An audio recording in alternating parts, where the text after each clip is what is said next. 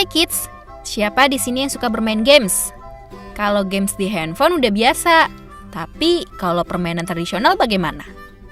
Indonesia merupakan negara kepulauan yang terdiri dari banyak budaya dan ragam budaya, dan juga memiliki kaitan yang erat dengan permainan tradisional. Nah, Great Kids kali ini akan menunjukkan ke kamu permainan-permainan tradisional yang tidak kalah serunya dengan games di handphone kamu. Langsung kita mulai aja yuk videonya. Tunggu dulu, sebelum kita lanjut videonya, klik tombol subscribe dulu ya. Di scroll, klik.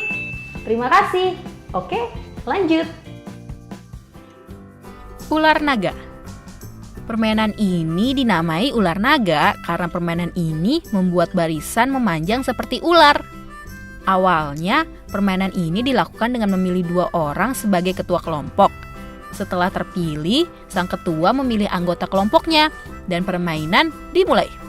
Permainan dimulai dengan setiap ketua berusaha untuk menangkap anggota dari lawannya.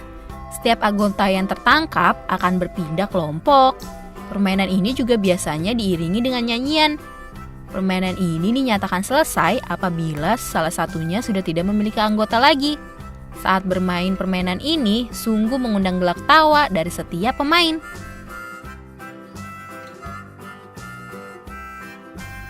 Domikado.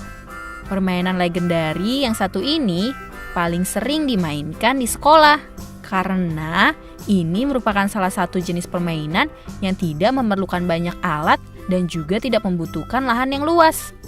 Kamu tinggal duduk dan bernyanyi.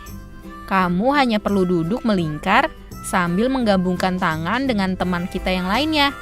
Selama permainan, kamu akan menyanyikan lagu.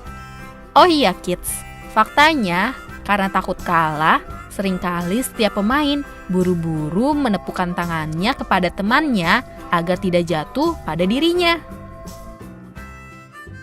Cublak-cublak suweng. Permainan ini diawali dengan diundi. Siapa yang akan menjadi anak penebak batu atau bahasa Jawanya penebak suweng. Penebak suweng ini akan menebak batu yang digunakan berakhir di siapa. Pemain lainnya akan bernyanyi dan mengoper batu yang ada di telapak tangannya masing-masing ke pemain yang lainnya. Apabila ia berhasil menebak, maka perannya akan digantikan dengan pemain yang memegang batu tersebut. Kucing tikus.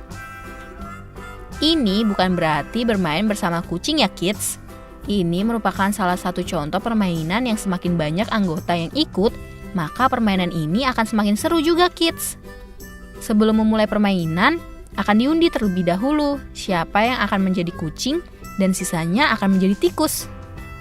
Anak yang berperan sebagai kucing harus menangkap anak lain yang berperan sebagai tikus. Dalam permainan ini, ada peraturan yang harus dipatuhi kids. Kucing tidak boleh menangkap tikus yang berjongkok, dan tikus tidak boleh kembali berdiri apabila tidak ada temannya yang membantu. Untuk anak yang berperan sebagai kucing yang berhasil menangkap tikus, perannya akan digantikan dengan temannya yang tertangkap. Bentengan. Permainan ini merupakan salah satu jenis permainan yang diciptakan dengan bercermin pada perjuangan bangsa Indonesia saat melawan penjajah. Layaknya seperti pada peperangan sesungguhnya, permainan ini dimainkan oleh 2 kelompok yang saling berlawanan. Masing-masing kelompok terdiri dari 4-5 orang. Dan cara bermainnya adalah setiap kelompok berusaha untuk merebut benteng dari lawan. Namun dengan aturan, apabila ada anggota yang melepaskan tangannya dari tiang, maka ia dapat ditangkap oleh lawan sebagai sandera. Namun apabila setiap pemain masih berpegangan pada tiang, maka anak tersebut akan tetap aman. Permainan akan semakin seru saat dalam satu kelompok hanya tinggal 1 anggota dan akan segera diambil oleh lawan. Gimana kids? Sekarang sudah tahu kan permainan-permainan tradisional yang menarik dan seru? Jadi tertarik untuk ikut? Sama, aku juga. Teman-teman, jangan lupa kunjungi website untuk anak ya. bobo.id. Like, comment, share, dan subscribe juga channel Bobo. Jangan lupa juga berlangganan majalah Bobo ya, supaya nggak ketinggalan cerita dan pengetahuan seru. Terima kasih.